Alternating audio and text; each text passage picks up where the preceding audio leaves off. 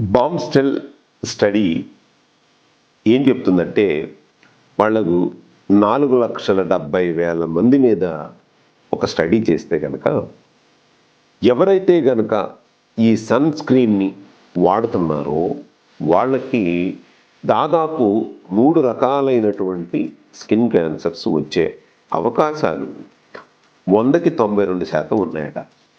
అంటే సహజ సిద్ధమైనటువంటి ఈ స్కిన్ ప్రొటెక్షన్స్ని కనుక మనం వాడకుండా ఈ సన్ ప్రొటెక్షన్ క్రీమ్స్ని కనుక మనం వాడితే కనుక క్యాన్సర్ని కొని తెచ్చుకున్న వాళ్ళం అవుతాం. ఒక్కసారి ఆలోచించండి, మన శరీరానికి మనకున్నటువంటి వాతావరణ పరిస్థితులకి